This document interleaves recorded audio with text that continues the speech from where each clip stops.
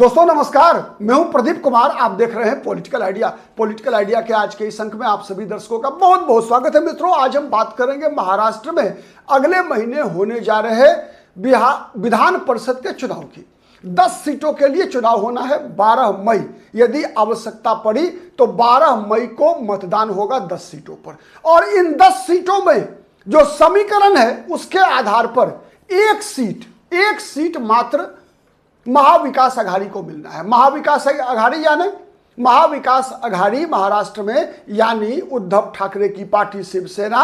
चूंकि शिवसेना दो भागों में बट गई है, मूल शिवसेना एकनाथ शिंदे के साथ है, शिवसेना यूबीटी उद्धव ठाकरे की पार्टी, दूसरी शरद पवार की पार्टी राष्ट्रवादी कांग्रेस पार्टी। चूंकि राष्ट्रवादी कांग्रेस पार्टी का बड़ा हिस्सा अजीत पवार के साथ गया था, जो अब सुमित्रा पवार के साथ है, और एकमात्र महाविकास अघाड़ी की अविभाजित पार्टी कांग्रेस। मतलब एकमात्र कांग्रेस ही महाविकास अघाड़ी में ऐसी पार्टी है जो अनडिवाइडेड है। मतलब दोनों शिवसेना और राष्ट्रवादी कांग्रेस पार्टी दोनों का विभाजन भारतीय जनता पार्टी ने दोनों के टुकड़े कर दिए हैं। ठीक है, अब इन तीनों के बीच एक बार फिर हंगामा मचा है। हंगामा क्यों मचा है? वैसे ही जैसे पिछले महीने राज्यसभा चुनाव के दौरान हुआ था। राज्यसभा चुनाव के दौरान क्या खेल हुआ था? राज्यसभा चुनाव के दौरान शरद पवार एकाएक, आप कह सकते हैं, शरद पवार राज्यसभा गए फिर से एक बार। कैसे गए? चालाकी से गए। कैसे? दावा बन रहा था राज्यसभा चुनाव में उद्धव ठाकरे के पुत्र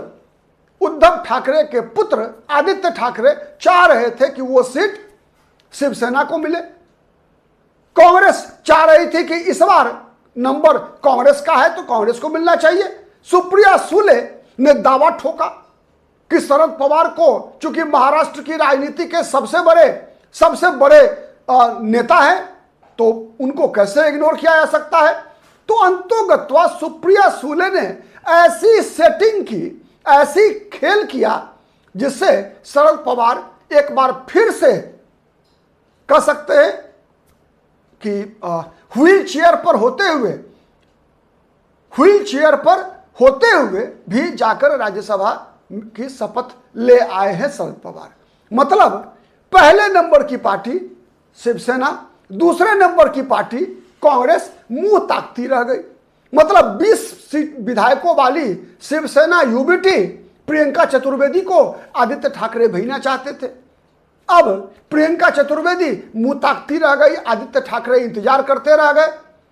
कांग्रेस भी उम्मीद में थी कि इस बार नंबर तो कांग्रेस का है, कांग्रेस के हिस्से आ जाएगी, लेकिन उस बार भी कांग्रेस को धोखा मिला। कांग्रेस निराश हुई। सुप्रिया सुले सफल हो गई अपने बुजुर्ग पिता शरद पवार को राज्यसभा पहुंचा पाने में। अब विधान परिषद की बारी है। विधान परिषद के लिए जो पूर्व मुख्यमंत्री हैं उद्धव ठाकरे ने दावा ठोका है।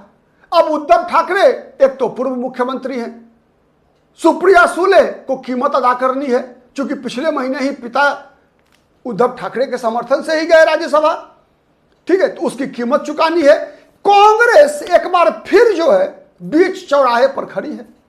मतलब जब उम्मीदवारी का फैसला शरद पवार का हुआ तब भी कांग्रेस से नहीं पूछा गया। इस बार भी जब सुप्रिया सुले और उद्धव ठाकरे ने यह फैसला लगभग कर लिया है कि उद्धव ठाकरे ही विधान परिषद में जाएंगे, एक सीट जो महाविकास अघाड़ी को मिलना है, तब भी कांग्रेस आज भी भौचक है। फैसला सुप्रिया सुले ने कर लिया, उद्धव ठाकरे ने कर लिया कहा जा रहा है, लेकिन कांग्रेस को कोई सूचना ही नहीं है। मतलब महाविकास अघाड़ी में महाराष्ट्र की राजनीति में सबसे ताकतवर राजनीतिक दल अगर आज भी कोई है, अनडिवाइडेड पार्टी अगर कोई है, तो वो कांग्रेस पार्टी है। लेकिन फिर भी चाहे वो स्थानीय निकाय का चुनाव हुआ हो, चाहे वो राज्यसभा का चुनाव हुआ हो, चाहे वो अभी विधान परिषद का चुनाव है, कोई कांग्रेस को पूछ नहीं रहा है महाराष्ट्र में। यह सबसे बड़ी विडंबना है कांग्रेस पार्टी के साथ महाराष्ट्र की राजनीति में। महाराष्ट्र की राजनीति में ऐसी ही स्थिति जब स्थानीय निकाय के चुनाव के दौरान हुआ कि कांग्रेस पार्टी को उद्धव ठाकरे आंख दिखाते रहे कि मुंबई में तेरा क्या काम है। ठीक है, मतलब मुंबई मतलब शिवसेना का मुंबई, तो उससे उद्धव ठाकरे की पार्टी के लोगों ने कहा कि मेरे अंगने में तुम्हारा क्या काम है, मतलब कांग्रेस अपना रास्ता नापे, जो सीटें हम दे रहे हैं वो लेके लड़िए, वरना अपना रास्ता नापिए। अंततोगत्वा कांग्रेस पार्टी को महाराष्ट्र स्थानीय निकाय के चुनाव में अकेले अपने बलबूते पर चुनाव लड़ना पड़ा। वैसे कांग्रेस पार्टी के लिए यह बुरी स्थिति नहीं थी।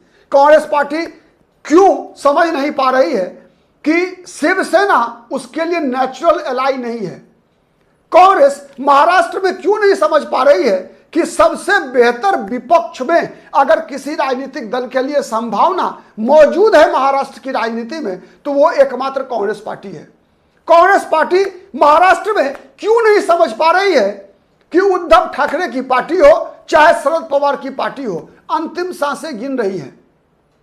आने वाले दिनों में महाराष्ट्र की राजनीति में मुख्य ताकत के रूप में भारतीय जनता पार्टी है, और भारतीय जनता पार्टी का मुकाबला जो वर्तमान परिस्थिति है उसमें महाराष्ट्र की राजनीति में अगर कोई कर सकता है तो एकमात्र पार्टी है कांग्रेस पार्टी। लेकिन शायद अभी भी कांग्रेस पार्टी ने किसी कारणवश स्थानीय निकाय का चुनाव, विशेषकर बीएमसी का चुनाव अपने बलबूते लड़ने का हिम्मत कहां से ले आई, यह जानकर आश्चर्य होता है। लेकिन चलिए, अंत भला तो सब भला।